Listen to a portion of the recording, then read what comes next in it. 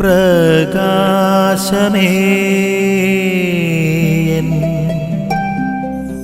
മിഴി തുറക്കുക വേഗം.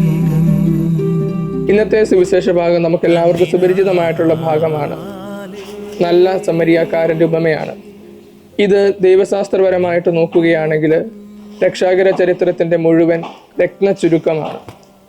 ദൈവം മനുഷ്യനിലോട്ട് ഇറങ്ങി വന്ന രക്ഷയുടെ അനുഭവത്തിൻ്റെ സ്രോതസ് അല്ലെങ്കിൽ അതിൻ്റെ മുഴുവൻ സത്ത എന്ന് പറയുന്നത് ദൈവം കാരുണ്യവാനായിരുന്നു എന്നുള്ളതാണ്.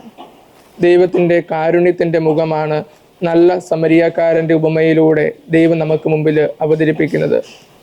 മുമ്പേ പോയ പുരോഹിതനും ലേവായനുമൊക്കെ സമരിയാക്കാരനെ പോലെ കാരുണ്യത്തിൻ്റെ മുഖം അപരനിലോട്ട് കാണിക്കാതെ തങ്ങളുടേതായിട്ടുള്ള വ്യക്തിപരമായിട്ടുള്ള താല്പര്യങ്ങളുടെ പുറകെ പോകുന്നതായിട്ട് സുവിശേഷം നമുക്ക് മുന്നിൽ വരച്ച് കാണിക്കുന്നുണ്ട്.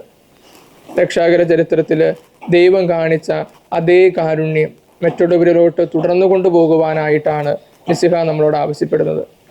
കാരുണ്യത്തിൻ്റെ ഒരു മുഖമില്ലാതെ ക്രിസ്തീയ വിശ്വാസത്തെ അതിൻ്റെ പൂർണ്ണതയിൽ ജീവിക്കുവാനായിട്ട് നമുക്ക് സാധിക്കത്തില്ല. സഹജീവികളോട് കരുണയോടെ പെരുമാറുക എന്നുള്ളത് വളരെ പ്രധാനപ്പെട്ടതാണ്.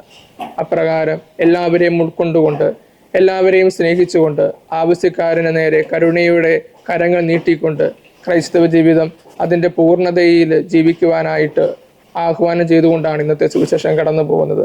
അതിനായിട്ട് നമുക്ക് സാധിക്കട്ടെ എന്ന് ആശംസിക്കുന്നു. ആമീൻ.